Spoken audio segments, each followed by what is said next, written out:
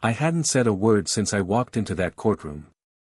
The polished wooden bench loomed above me like a throne, and behind it sat Judge Morrison, stern, sharp-featured, and already irritated before the hearing even began. His voice cut through the air like a blade. "Name?" he snapped without looking up from the file. I didn't respond. He raised his head slowly, his eyes narrowing when he saw I wasn't speaking. Just standing there, calm, composed, hands folded behind my back. "You think this is a game?" His voice rose. "You think silence earns you sympathy? That might work with other judges, but not in my courtroom." I kept my eyes forward. No reaction. The prosecutor smirked. The bailiff looked away. But Judge Morrison wasn't done. "Answer the question, or I'll hold you in contempt," he barked, smacking his gavel once on the bench. Still, I remained silent. What none of them knew was that I had orders. Strict orders. And if they knew what I'd done in the past, what I still do behind closed doors, they wouldn't be so eager to provoke me. Because I wasn't just a veteran. I was trained for something most people don't even believe is real. And this judge? He was about to find out. Judge Morrison's patience snapped. "I don't care who you think you are," he shouted, rising slightly from his chair. "This court doesn't tolerate arrogance, disrespect, or silence. You will speak or I will have you forcibly removed and charged." The room stiffened. A few spectators exchanged uncomfortable glances. Still, I said nothing. Because I wasn't there to defend myself. I was there to observe. To assess. And the target of my mission was standing right in front of me, angry, loud, and completely unaware that he'd already made the list. "Bailiff." Morrison barked, slamming his gavel again. "Escort this woman out until she learns how to behave in a courtroom." The bailiff hesitated, shifting uneasily. "Now." The judge snapped. That's when I reached into my coat and slowly, deliberately, produced a slim, sealed document. I placed it on the defense table without a word. The prosecutor frowned. The bailiff paused. Judge Morrison narrowed his eyes. "What is that?" Still, I didn't answer. But the court clerk picked it up and handed it to him. He tore the envelope open with a scoff, expecting some kind of delay tactic or legal stunt. He read one line. Then another.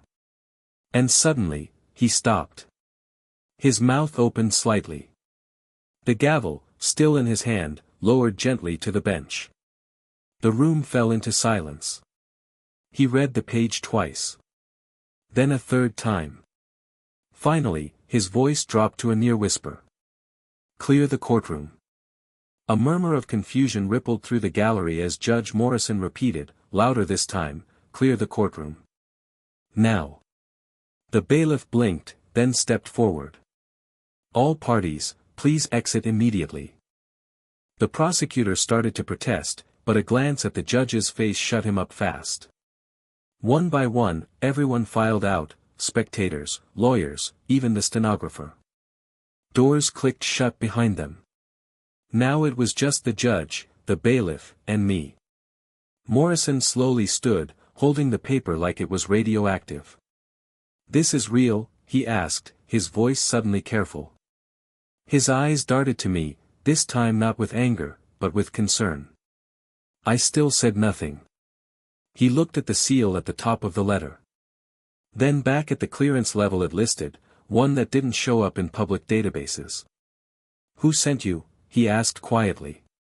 My silence remained unbroken. The judge exhaled slowly, glancing toward the wall as if it might hold the answer. "You're not just a veteran," he muttered. "You're attached to an agency." The bailiff took a cautious step back from me. Morrison sat down again, eyes never leaving mine. "Why are you in my courtroom? What are you looking for?" I finally spoke, 5 words. "Not what," I said calmly. "Who?" The color drained from his face. Because the one under observation wasn't me. It was him. Judge Morrison didn't speak for several seconds. He just sat there, holding that classified letter like it was a lit fuse. "You're here for me," he finally said, his voice low and dry. I didn't nod. I didn't blink. I just held his gaze. He swallowed hard, then leaned forward slowly. "What's the allegation?" His shift in tone was immediate, no more yelling, no more theatrics. Just the quiet panic of a man who realized he was being watched by someone he couldn't control. "Judicial misconduct," he pressed. "Campaign ties. Financials." He was guessing, but the fact that he had a list ready told me everything. I slid a small black device across the table. He stared at it like it might explode. "Press play," I said flatly. He hesitated, then pressed it. A recording began to play. It was his voice. Clear. Angry. Sloppy. From behind closed chambers. "She doesn't talk, we'll bury her. These military types think they're untouchable. I'll see to it she never steps foot in a courtroom again." His face went pale. "That was 2 weeks ago," I said. He didn't look at me anymore. He just stared at the device, lips slightly parted, as the weight of what he'd said hit him now that it was documented, and delivered by someone operating far above his reach. "Your intelligence," he whispered. "You're off the grid." I stood up. "No," I said. "I am the grid." Judge Morrison looked like he'd aged 10 years in 30 seconds. He slumped back into his chair, one trembling hand rubbing his forehead as he tried to piece together how things had spiraled out of his control. Who sent you?" he asked again, barely above a whisper. I didn't answer. He was already starting to sweat. His eyes flicked toward the courtroom doors, like he was weighing the odds of walking out of this clean. "We can work something out," he mumbled. I've made mistakes, yes, but if this gets out, it'll destroy everything I've built." That was the problem. Too many like him thought power was something you could build and then shield with robes, gavels, and closed chambers. But someone had been watching. Quietly. Patiently. And when they needed a specialist to make the message clear, they sent me. "You were warned last year," I said coldly. "You ignored the audit. You silenced the clerk. You buried the complaint." He blinked. "I thought it was handled, it was escalated." He looked stunned. "To who?" "To me." A long silence fell over the room. "I've read the files," I added. "I've seen the recordings.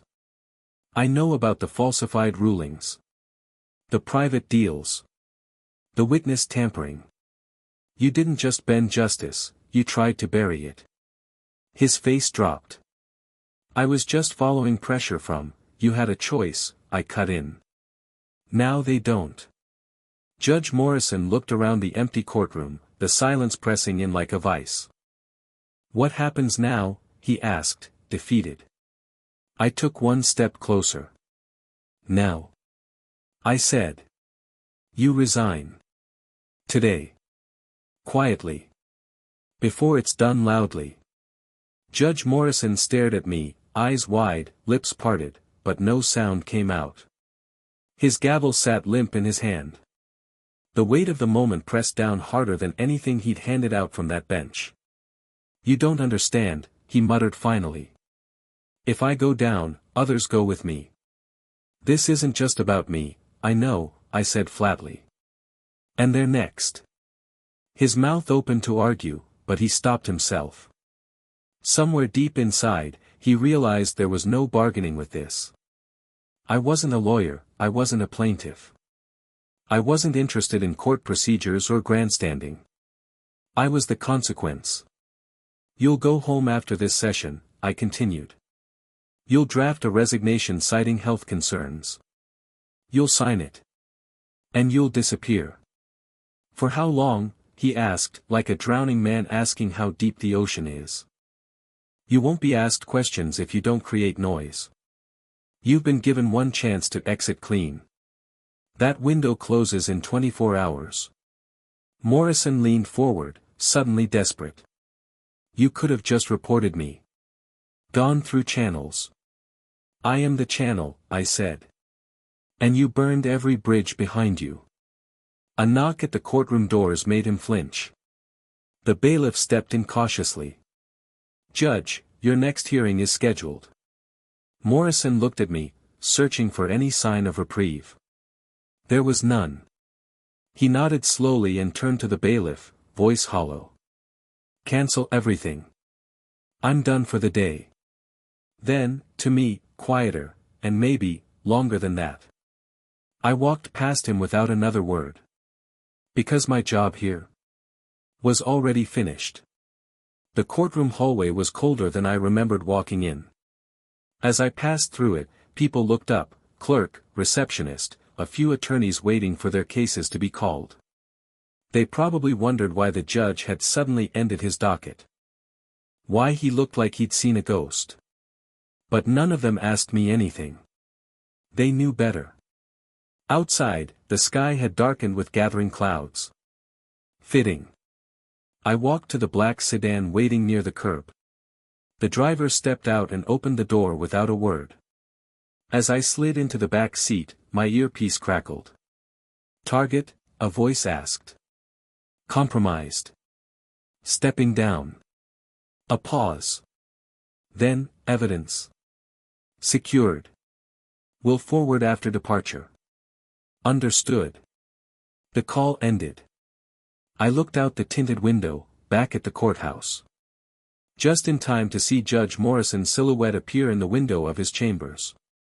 He was just standing there, motionless. Small. Powerless. He wouldn't speak of what happened. They never do. And if he did? That letter, that recorder, and everything tied to his quiet fall, would disappear without a trace. Just like me. Because I wasn't sent to destroy him. I was sent to warn the rest. The car pulled away from the courthouse in silence.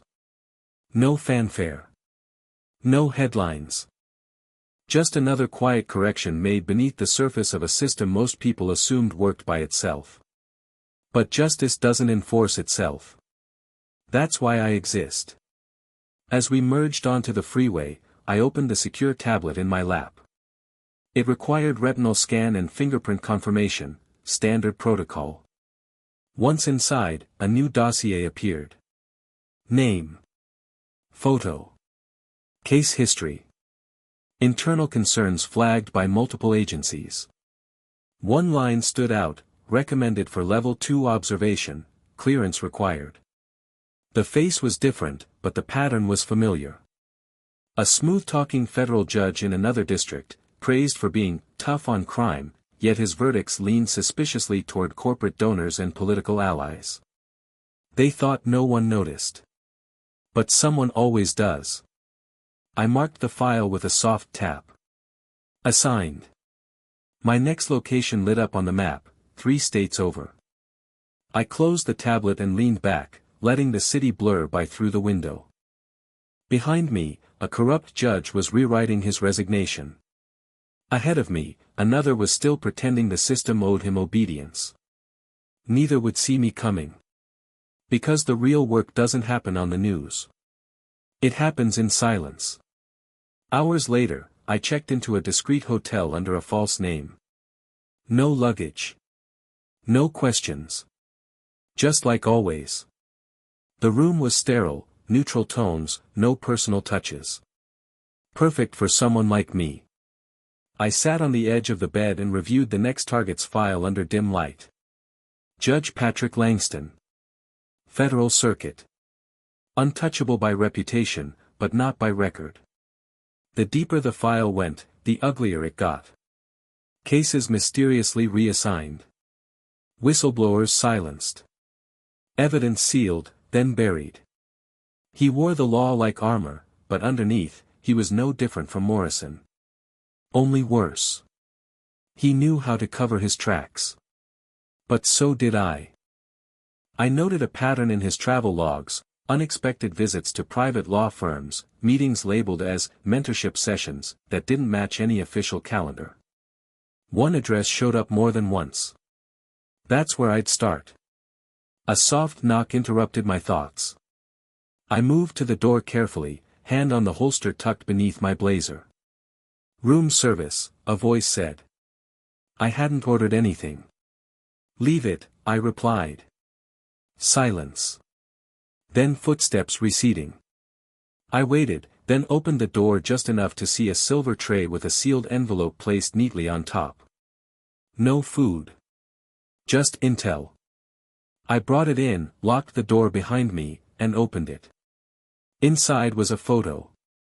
Langston, smiling, shaking hands with someone he shouldn't even know. Below it, "You'll want to see what happens behind this door." A red circle marked the photo's background. It had begun. The building circled in the photo wasn't on any official registry, at least not tied to anything public. Just an unmarked office in a quiet district. No signage, no obvious activity. But people like Judge Langston didn't need headlines. They operated in shadows, through whispers and handshakes that never made the record. At 2:14 p.m. the next day, I stood across the street from that very door. Gray steel. Reinforced. Security camera hidden above the frame. A keypad lock disguised as a weather sensor. This wasn't a law firm. It was a vault for secrets. I waited. At exactly 2:27 p.m., Judge Langston arrived. Alone. No driver. He looked around, casually, but I caught the subtle pause. He was checking for tails. That was the first mistake, assuming he could see the kind of people who follow from beneath. He entered the code, stepped inside, and disappeared. I gave it 10 minutes. Then I crossed. From my coat pocket, I retrieved a signal scanner. The security system blinked green, pinging a known vulnerability tied to the building's original firmware. That was my second in. The lock disengaged with a soft click. Inside, I moved like smoke. The hallway was dim and sterile. Surveillance screens lined a wall, all cycling through footage of the building's surroundings. A door at the far end was closed, but voices leaked through the gap. "I told you, the files stay buried as long as she doesn't speak." It was Langston's voice. Another answered. "And if she does?" A pause. Then she disappears." They weren't talking about just a witness. They were talking about someone I knew. And that changed everything. The name wasn't spoken aloud, but I didn't need it. I knew who they meant. Her codename was Orchid, a former embedded analyst turned protected witness after uncovering judicial tampering across 3 states. She vanished 6 months ago under agency protection. But if Langston knew about her, that meant someone high up had leaked her location. And now, they were planning to erase her. I moved closer to the door, staying in the shadows. "We were promised this wouldn't reach federal review," the second voice said, more anxious now. "If she testifies, it all unravels. You, me, the whole network." Langston hissed, "She won't. I've already got someone watching the safe house. If she so much as steps outside," I kicked the door open. The 2 men inside froze. Langston's eyes widened in disbelief. "You?" The other man, a defense contractor with government ties, reached for something under the table. I fired first. Not to kill, just enough to drop him hard and fast. Langston backed against the wall, panic flooding his face. "You have no idea what you're interfering with." "Oh, I know exactly what this is," I said, stepping closer. "You were warned. Morrison was just the beginning. Now it's your turn." He glanced at the blinking security camera above. "This won't stay hidden." "I'm counting on it," I said. "This time, the silence breaks your way." I handcuffed him and made the call. "Target secured, I said into the comms. And we've got a lead on the breach. On the other end, a voice replied, then it's time to bring Orchid home. We flew Orchid out that night. Not on a manifest. Not on a federal jet. Just a quiet exit in the belly of a cargo flight, safe, off-grid, and guarded by people who didn't wear uniforms but carried the weight of everything this country didn't talk about.